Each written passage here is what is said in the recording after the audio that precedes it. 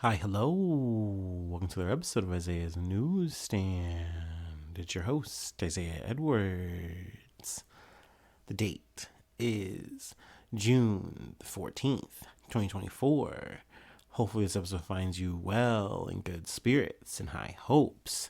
As for me, I'm doing pretty good. Happy Friday to you. Hopefully, this energy carries, finds you well, lifts your spirits. But yeah, no, my day was great. I would say it was great. It's been a solid week, and we love to see it. Let's see here. Work went. I don't want to say fast, but like it was just really slow. So I really didn't feel like I was working too hard. Wasn't too pressed. We'll say, we sweated, but that's just from the heat. It was another hot one. It started off like rainy, and it rained a little bit, not too much, which we love. But yeah, then it quickly got hot again. So love that. But yeah, so we're chilling now on a Friday evening. But let's go ahead and rewind it back for the food corner last night. I had Korean fried chicken, my little Korean fried chicken in a box. I think it's called BBGO, whatever it might be. I think that's what it is. I don't know. But yeah, it was really yummy. We got the no spicy garlic, though I think that's gonna be the next one. But yeah, it was hot. It was nice. We loved it. Side of white rice and two egg rolls. So yeah, worked out for me. Let's see here. I guess a little bit of snack corner for today because I thought it was kind of funny. I I started off this morning craving Munchkins, the little donuts from Dunkin', little donut holes or whatever. And I knew I wasn't going to get them. I thoroughly talked myself out of them, at least for the morning. So I was like, okay, I want something like that. I want something breakfasty. That's the kind of snack I'm feeling. So I was going to wander over to like the vending area, and fast forward on that, I wind up getting a blueberry muffin. It was good. But on the way back, there was like this candy table, and there were some workers from the event committee, and they're passing them out. And one of them goes, "Hey, Isaiah, come get a candy bar." And I didn't want to. And the reason I didn't want to is one, because, honestly, I'm trying not to eat so much, trying not to gorge myself. But two, I felt bad because this candy table is for Father's Day, right? That's coming up this weekend, whatever. And I'm not a father. I don't have any spawn. I better not have any spawn. That'd be crazy. So I didn't want to just come up and be like, hey, give daddy some candy. Because I don't have any children. It didn't feel right. But because it was a person from the table saying, hey, Isaiah, look at you. You look like a father. Come on over.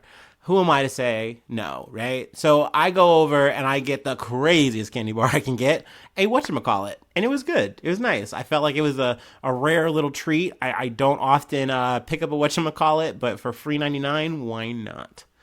So yeah, there you go. We're all caught up. Let me go ahead and do my startup and we'll get into some news. All right. I did myself a pain and I checked my analytics, and that did not feel good. I will say though, shout out to all the clickers. I don't say this enough, but if you truly just come in here and you just say, "Hey, I love you, man. I think you're cool. I like the sound of your voice, but I do not like what you have to say." I don't know why I'm giving this person an accent, but that's okay. Hey, thank you for stopping by, and thank you for just making yourself known as a number. I appreciate that. That's good for the algo. Like I said before, I love a clicker. You're a part of this nation. You're a part of this community. So thank you. Thank you. All right.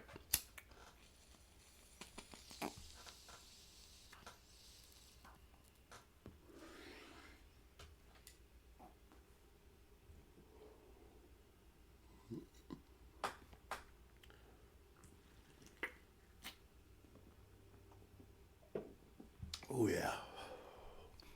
Ooh. Got myself a nice cold beer today. It's so good. All right. From the BBC, G7 agrees $50 billion loan for Ukraine from Russian assets. The G7 has agreed to use frozen Russian assets to raise $50 billion or 39 billion pounds. Obviously, because this is the BBC, they're not going to use euros. Kind of fucked up, but hey, whatever. For Ukraine to help it fight invading Russian forces. U.S. President Joe Biden said it was another reminder to Russia that we're not backing down. But in Moscow, President Vladimir Putin said the move was theft, which would not go unpunished. Also, at the G7 summit in Italy, Ukrainian President Volodymyr Zelensky and Mr. Biden signed a 10-year bilateral security deal between Ukraine and the U.S., hailed by Kyiv as historic. The agreement envisages I can say this off the pod. Envisages U.S. Military and training aid to Ukraine, but it does not commit Washington to send troops to fight for its ally. Also, I feel like this whole little like, oh, we'll train your troops thing is a nice like conciliatory kind of action to do, because I do not think we're going to be sending that much money post that $61 billion. I think that's another reason why we're trying to do this thing where we literally like tap into these Russian assets that's been frozen, which I want to go ahead and just get into. Separately, some $325 billion worth of assets were frozen by the G7, alongside the EU following Russia's full-scale invasion of Ukraine in 2022. The pot of assets is generating about $3 billion a year in interest. So essentially they're saying, hey, we're not actually touching the assets themselves, but the interest that they are making, we are going to take that and just give it to Ukraine. But that in and of itself is still an illegal quagmire, in my opinion, but not just my opinion. I think that's just internationally up in the air here. Let's see here. I wanted to kind of scroll ahead if I can find it. The bank's president, Christine Lagarde, had previously warned that such a move risked breaking international order.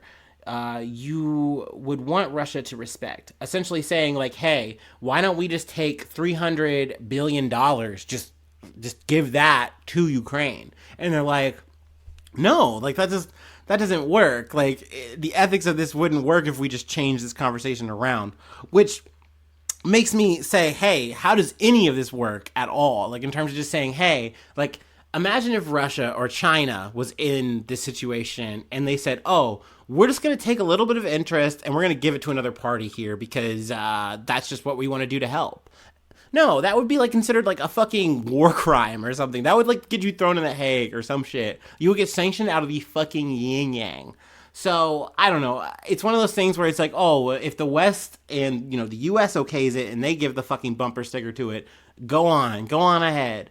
But yeah, this was like kind of their way of like cutting the baby, if you will, saying, hey, we aren't actually touching the assets, but we are going to make a loan out of the interest. So even then, like technically Ukraine's supposed to pay this shit back. But needless to say, Russia's mad. But honestly, am I crying any tears for Russia? No. Like at the end of the day, you got yourself into the situation thinking it was going to like be wrapped up in a week and you were just going to have to do like political aftermath for like a year or something. No, now we're 2+ years in a war that you haven't won. You haven't really fucking finished. So you're just in it. So yeah, no, like at the end of the day, these are just desserts to me. But I do think once again, from a bird's eye kind of view, I like to say this seems fucked up. It doesn't seem right or okay. But like, hey, credit to Zelensky. He's getting that money. He's doing what he can. He's doing the fundraising. But that being said, he's still like, cool. Thank you for giving us this. This is a historic win. Thank you for the training on that. Yada, yada, yada. But like, we need shells. We need air defense. Like he is always on that grind. So, I mean, kudos to him. I guess in a way, kudos to Ukraine. They fighting that good fight. They doing what they can. But, I mean, in terms of the front line, do I have anything to really report? I haven't heard too much this week. Speaking of front lines, I know I'm kind of on a tangent here while we segue. I know, just kind of thinking of Israel, From the Lebanon angle, I know there was like some rocket strikes. No one was killed or anything like that. I don't think there was any injuries. But yeah, Hezbollah like sent some rockets over to Israel. That happened aggressively, obviously. We're not talking lethal aid here.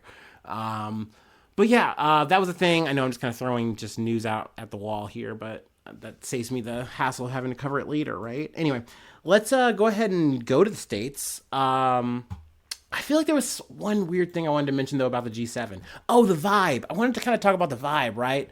So I know we're kind of coming off of the EU kind of parliament shakeup bullshit. I talked about that last week or whatever. And definitely, you at least kind of just like hearing what, just listening to my news podcast or whatever, it definitely seemed like a lot of people were giving like Giorgia Meloni, the prime minister or whatever of Italy. I believe she's prime minister, right? If she's president, fuck me. Sorry, whatever. But essentially, they're giving her a lot of credit, a lot of praise of like, hey, like, even though like people were calling you a fascist, here you are hosting the summit. Like, no one's has any problem with you. Everyone loves you. You seem like to be the belle of the ball. So I mean, yeah, I guess that's something to mention. Kind of adding to this whole thing of like, yeah, Giorgia Meloni came off as like really hard right, and she is. I still think that this is more or less just a low-key fascist party, which is still a fascist fucking party. Fuck that shit. But she's been able to kind of style herself as just like, oh, I'm just on the right of things, that's all. I'm just conservative. I'm just blah, blah, blah, and yada, yada, yada. And it's just kind of maintain a certain baseline, and no one really has any sour grapes with her. You know what I mean? I've heard more static about Viktor Orban, kind of a known quantity, out of Hungary or whatever, than I have someone like Victor Maloney or Giorgia Meloni. I'm sorry. So just an interesting thing I kind of felt like, ruminating on before I moved on. Sorry, I know a lot of open, random stream of conscious thought on this podcast, but I mean, hey, at the end of the day, who do I do this for? Myself, the guy whose name's on the goddamn podcast. Anyway. From the NBC News, the Peacock. Supreme Court rules ban on gun bump stocks is unlawful. So yeah, we have another Supreme Court update. In a loss for the Biden administration, the Supreme Court ruled Friday that a Trump-era federal ban on bump stocks, gun accessories that allow semi-automatics to fire more quickly, is unlawful. I like that this article like throws in that like Trump backed this ban to begin with, but because it's kind of moved through the era of like a Trump administration into a Biden administration, like, oh, okay, now they're really trying to take our guns away. And it's not to mention that the NRA is going to fight for this shit tooth and nail. Like, yeah, they might be okay about it, but like maybe as you get closer, or maybe they find a way to be like, we can't actually find a way to make a good lawsuit out of this or that, whatever, then they make it happen. They make it move. But in a 6-3 ruling on ideological lines, aka, the supermajority, which is conservative, ruled out here. They're back to their old shit, classico. With the court's conservatives in the majority, the court held that an almost 100-year-old law aimed at banning machine guns cannot legitimately be interpreted to include bump stocks. The Trump administration imposed the prohibition after the Las Vegas mass shooting in 2017, in which Stephen Paddock used bump-stock equipped firearms to open fire on a country music festival, initially killing 58 people. Then President Donald Trump personally called for the accessory to be banned. But yeah, I mean, essentially, the Supreme Court's balked against this. Where I stand on it, I think this is a bummer. I think this is a loss. But I have had people who are like, gun nuts or whatever, explain what a bump stock is to me, why they like it, why they don't like the whole ban of it or the idea of a ban on it. So, I feel like I get it. I feel like I understand. But once again, I just feel like any kind of regulation that makes it so it's less easy to kill people is a good thing. You know what I mean? At the end of the day, like, I don't think we're going to live in a country as an American where we're not going to have guns. Like, I've pretty much just kind of, I'm settled with that. But, like, I think any kind of way that we can to kind of lessen the shit is a good thing, to minimize it, to make it easier to, like, stop someone from killing people in mass. I think that's a good thing. But, hey, I guess I could, at least you can walk me down the road on the logics here. I get it, whatever. You can also just add, even in the Christmas land where you go, okay, bump stocks are banned, people can still do crazy shit with guns. They can still shoot people with fucking guns in this country. That hasn't been changed, so, whatever. It just is what it is. So I'm not really going to dwell on it and really wail and whine like I like to do. But let's go ahead and move on to the next beat. Because, it's Supreme Court shit. I really don't like getting into the fucking, big old legalities of all this, that, and the third. You can read it yourself if you want. From Reuters. FAA investigating titanium used in some Boeing Airbus jets. The U.S. Federal Aviation Administration is investigating whether false or incorrect documents were used to verify the authenticity of titanium used in some recently manufactured Boeing jets, the agency said. The New York Times was first reported the issue on Friday, so the FAA is also investigating the authenticity of documents for titanium used in some Airbus jets. So I feel like it's important to mention the Airbus thing because in this conversation with the aeronautics or whatever, Boeing is often going to be labeled the number one bad guy. And I obviously get it. They're like the biggest name in the field. They're doing a lot of fucked up shit we've covered some of. But we've also along the way mentioned Airbus. So I understand why in the situation where it's like, hey, we don't want you to forget that not just Boeing is doing this thing. Also, Airbus is doing this thing, which also then leads you to believe that if Airbus is doing this, what else are they doing that's also like akin to a Boeing? Because I mean, shit, we are still in a capitalist society. You all know I love to remind you. Please drink it whenever I say that. Like, add that to your drinking game if you play that, on this podcast. We love that. Anyway, aircraft manufacturers are facing strong demand for new planes due to a surge in post-pandemic travel. However, supply chain problems and component shortages are limiting their ability to meet this demand. Titanium is a component in the aerospace supply chain, and is used to make landing gear. That's pretty important, especially if you have like a Boeing that's about to explode from like an engine thing or something. You got to make sure you land it, okay? But also blades and turbine discs for aircraft. The FAA said Boeing reported a voluntary disclosure regarding procurement of material through a distributor who may have falsified or provided incorrect records. The agency added, Boeing issued a bulletin, I can say bulletin, I promise, okay, outlining ways suppliers should remain alert to the potential of falsified records. Boeing said the issue involves the broader industry and some titanium shipments received by a limited set of suppliers, affecting a small number of airplane parts. Now, when I initially read this, I was like ready to tell y'all how they're putting like bad titanium in these planes and like, look out, be worried. But overall, so far, they're saying, hey, we've tested said titanium and it is airworthy, but it's just not like on the market. Like technically, like Canada has imposed sanctions on Russian titanium, albeit with exceptions. It was not clear if the false documents were connected to the sanctions. So essentially they're saying like kind of in the rush of supply and demand, we kind of maybe got some titanium that might not be like, vegan kosher for us to get. Maybe this is not like on the market or okay, but here we are with this titanium and it's good. It's just good. It's good stuff, but it just maybe not be on the up and up. So there you go. There's that. Kind of once I heard that we're just talking about counterfeited titanium, we're not talking about bad quality titanium, I kind of care less about this. It kind of gets closer to a nothing burger. But once again, I did feel like it was important to mention that not just Boeing was involved in this racket, but also Airbus. So, I mean, no one's clean in this. Am I surprised? Are we surprised, Newsies audience? Of course not. No. But yeah, okay, we've wound on. Let's go ahead and land this plane. We have one more thing to talk about, and it's from The Verge. But yeah, we're going to talk about one of our least favorite people. A person, I have so many tomatoes for this man. But sadly, he got a win, and we got to talk about it. So let me go ahead and take my last break, and we'll go ahead and cover it.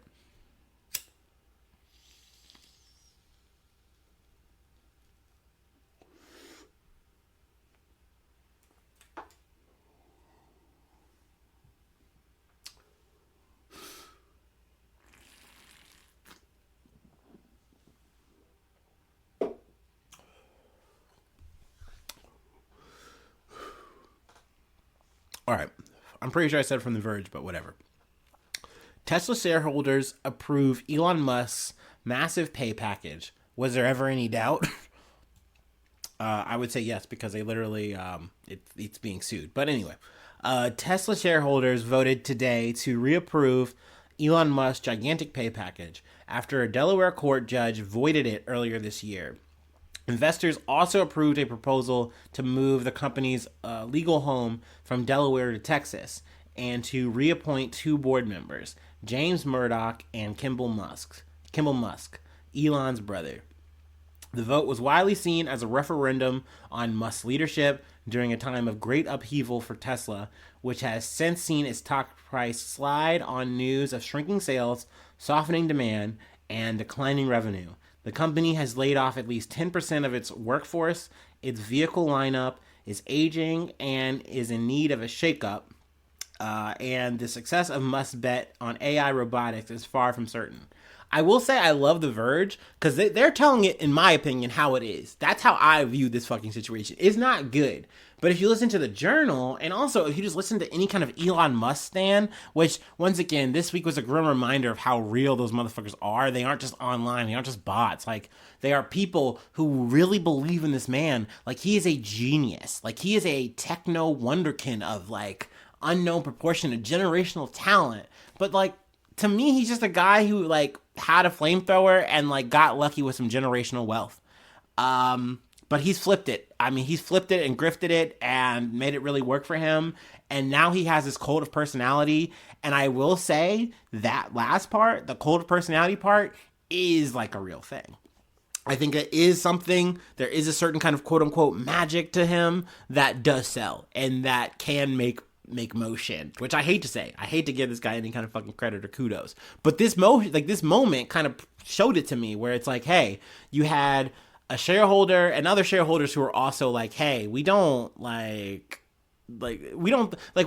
that you're the CEO. We understand that you have a purpose and da-da-da-da. They believe in him, but they didn't believe that he should be making as much money as he was going to make, which I think was like, 46 point something billion dollars. And shareholder earnings. But that was the way that the contract worked, is essentially it's like, hey, like the agreement he had with Tesla was like, hey, you guys need me. You want me on. You want me to lead this company. I'll do it.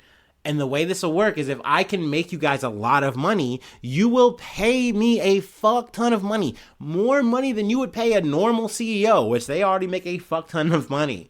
You need me for this, and the alternative is, if I don't, then I don't make any money. If we don't hit these numbers that we say we're going to hit, then, like, fine, fuck it. I believe they make this deal in, like, 2018. Essentially, Tesla does grip it and rip it. They make the moves. They make a lot of waves. You know, we're talking about Tesla now as a leader in fucking, electric vehicles. You know what I mean? So they made it real in that sense. But like we've talked about from the Verge article, they are struggling.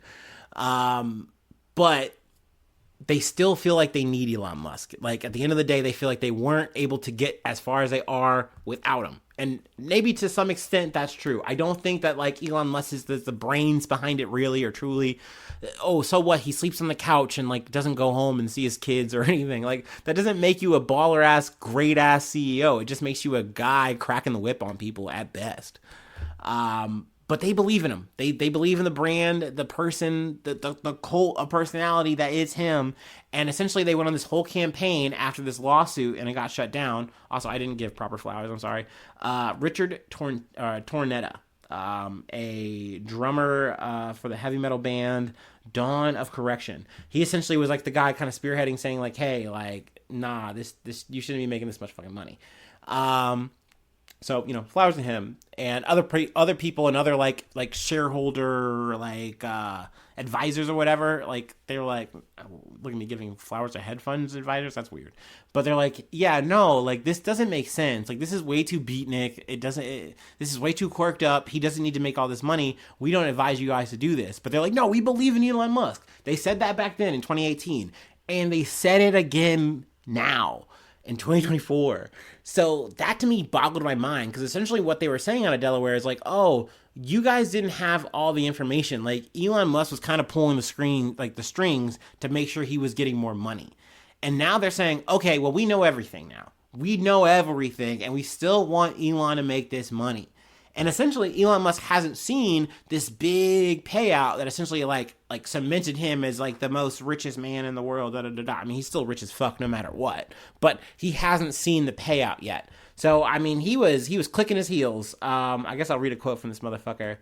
I just want to start off by saying, hot damn, I love you guys, Musk said after taking the stage with his arms raised in victory. So yeah, I mean, essentially this is a solidification of the come up for him. Like, you know, they did this shit with a raucous applause. So there's that. But at the end of the day, the shit, like the lawsuit is still going on. It hasn't stopped. But hopefully, I guess for Elon Musk and Tesla, since it seems like this is what they want as a majority, that this is going to be like kind of a symbol that they can say, hey, look, like we did this not once but twice with full knowledge. Approve this man's paycheck. Like we want this guy to have this money, these earnings, whatever. So stock purchases, whatever the fuck they are. Y'all know what I'm talking about. Anyway. So I mean, we'll see how this goes from here, but I guess for him it's a dub, you know. But like I said, I still would love to throw a tomato at him and a Cybertruck. Have y'all seen the Cybertruck with the little fucking nuts, the little Cybertruck nuts? So whack, so fucking lame, dude. That's not a truck. It's not a truck, dude. It's not even like an it's not even like an El Camino or anything, dude. It's so whack to me. I hate it. A little bit more side news. Alex Jones, I think they're juicing him for like all his shit, like some social media and some shit like that too. I'm also skimming over some sexual misconduct stuff from Elon Musk via SpaceX. Feel free to like chart that. I kind of missed it, but hold on, I just kind of want to pull that up before I let y'all go. Alex Jones, see if it comes up on my news feed. It might not. I'll just read a headline from CNN and I'll let y'all go. Just wanted a little bit of a brief. Yeah, so liquidate his personal assets. So, I mean, he's essentially, it's continuing, you know, just a little bit of add-on there. Yeah, judge rejects bankruptcy plan for Alex Jones Infowars, but allows him to liquidate his personal assets. So, there you go. A little bit of a headline add-on. Who knows? Maybe we might get into that a little bit more this weekend. But, yeah, we'll go ahead and call it there. Cool. Got it under 30 minutes. We love to see it. I will say though, I know I talked at the top about how I hate numbers and it's a bummer and like, but shout out to the people who are actually tuning in on TikTok. I'm happy to see that number is not 0. So thank you so much for that. Happy to see the likes. I know it's still very, derelict and I don't know, I could spruce it up a bit, but like we'll get there maybe someday. But I really do appreciate anyone and everyone tuning in. Let's see here. If you'd like to support the effort financially, I have a Patreon, patreon.com/Isaiah News. Become a newsie today. And then let's see here. Free ways to hit me up, IsaiahNews1@gmail.com. Feel free to follow me on any of the socials. And hopefully you subscribe to the YouTube, trying to get those numbers up there on the subscribers. Hit the like button, leave a comment. Sharing is caring. Max out those reviews on whatever platform you're on. We'd love to see those. And thanks so much for tuning in. Thanks so much for being a friend. And hopefully I see you soon for some more good news. I love you. Bye-bye. Mwah.